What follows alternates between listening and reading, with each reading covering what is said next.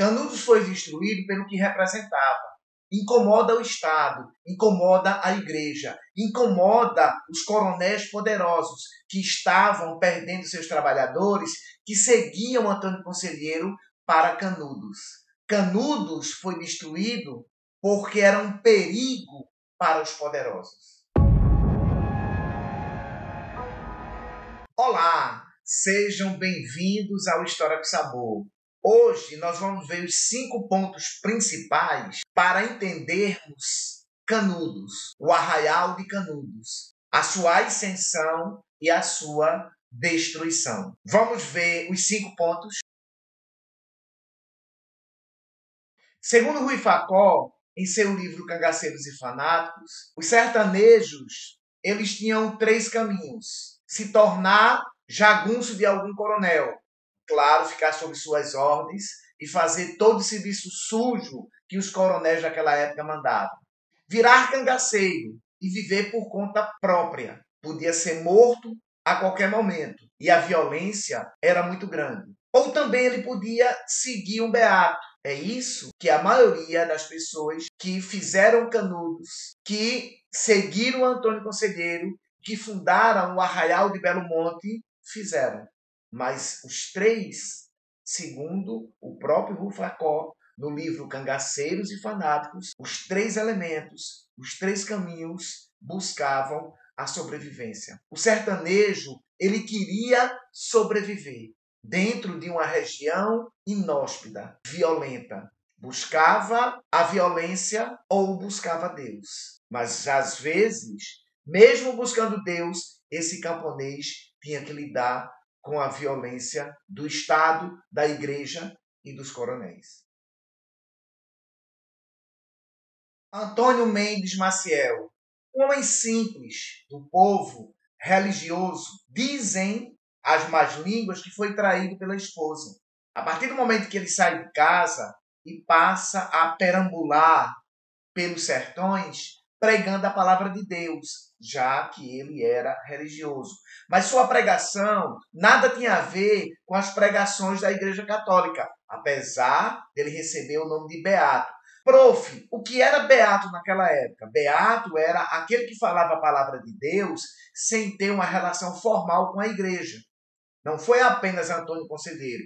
No Sul, nós também tivemos alguns beatos. José Maria, João Maria e outros que se destacaram. Antônio Conselheiro, ele passa a arregimentar mais gente.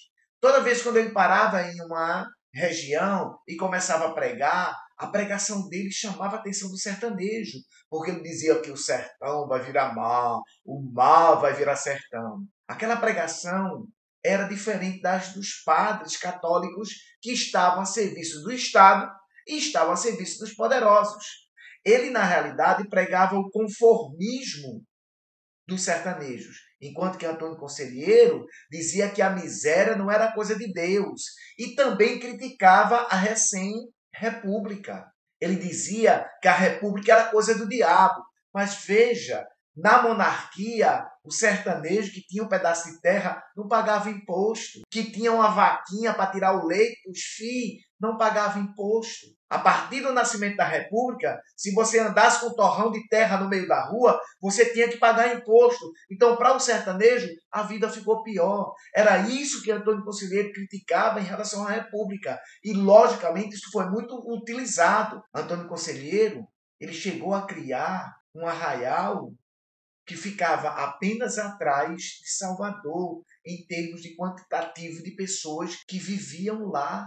Era pobre, não tinha estrutura, mas tinha calor humano. Antônio Conselheiro, ele vai fazer o que o Estado e o que a igreja, e que, consequentemente, os coronéis daquela época não faziam. Por isso que Antônio Conselheiro vai ser abraçado pelo sertanejo, principalmente aquele que não queria virar jagunço, nem queria virar cangaceiro, mas, infelizmente, vai ter que lidar também com a violência da indiferença do Estado, da igreja e, claro, dos coronéis. Nas margens do rio Vaza Barris, ao sul da Bahia, Antônio Conselheiro criava o seu arraial, que vai receber o nome de Belo Monte. A primeira edificação uma igreja, o símbolo do messianismo que vai ser, obviamente, colocado para Antônio Conselheiro.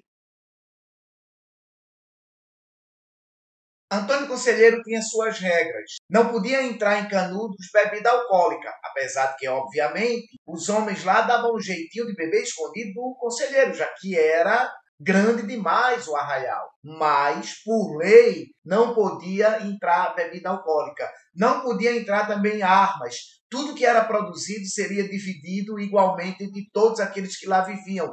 Ninguém ia passar fome, o que já era um alento para a maioria daqueles que viviam naquela região. Nós estamos falando do sertão. Nós estamos falando de uma região de intensa miséria e de grande fome. Canudos conseguia produzir alimentos. No entanto, vai chamar a atenção da igreja. As pregações de Antônio Conselheiro começavam a incomodar os religiosos. Antônio Conselheiro começava também a incomodar os senhores de terra, os coronéis da região. Os coronéis não aceitavam de forma nenhuma que Antônio Conselheiro arregimentasse os seus trabalhadores, aqueles que eram explorados por ele. Canudos começava a atrair muita gente, desfalcando o trabalho nas fazendas. E os coronéis não aceitavam de jeito nenhum. Então o Estado tinha que dar um jeito. Canudos era um perigo. Canudos era um perigo para o Estado que estava se construindo e era um perigo para a República Brasileira. Antônio Conselheiro e seus ladrões e assassinos deveriam ser colocados em seus lugares. Era isso que o Estado começava a pensar. Era isso que o Estado iria começar a fazer.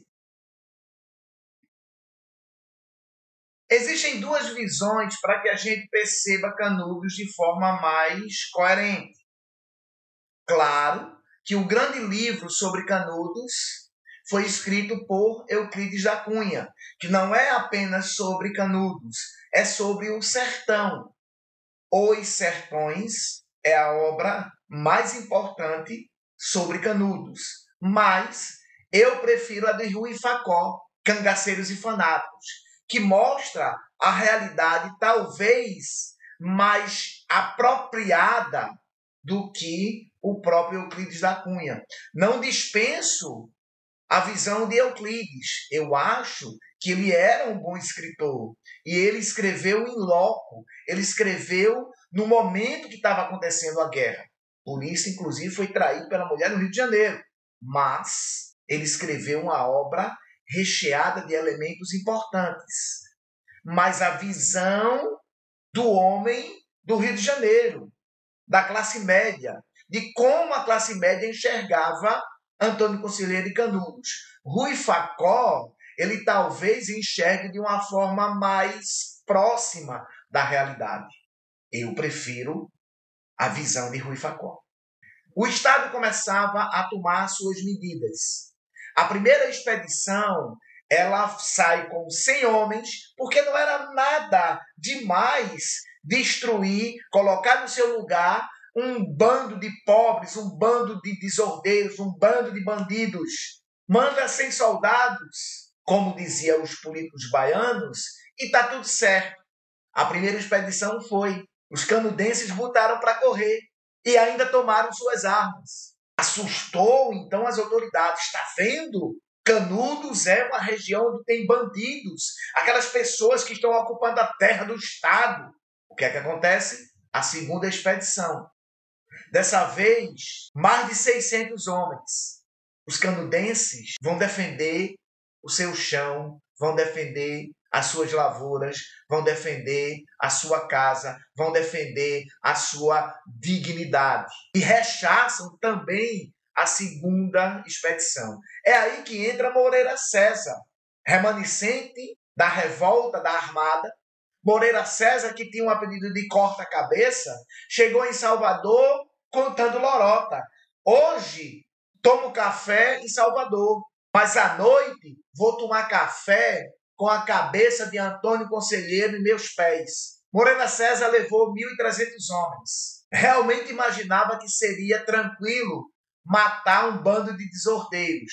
Não sabia ele quem eram os sertanejos e como eles defenderiam a sua terra.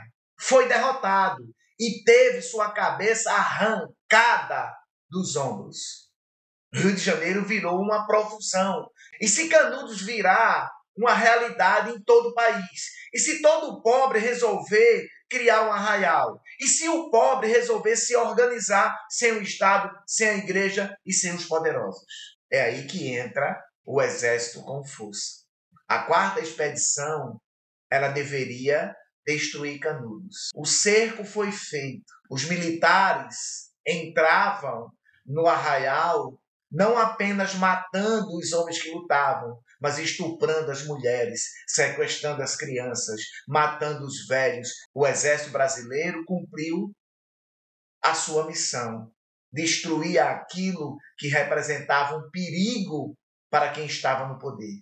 O povo pobre do sertão era destroçado. Canudos caía, mas não cairia nunca a dignidade do povo sertanejo, do povo nordestino. Canudos é o exemplo. Canudos é o grito dos excluídos. Viva Antônio Conselheiro!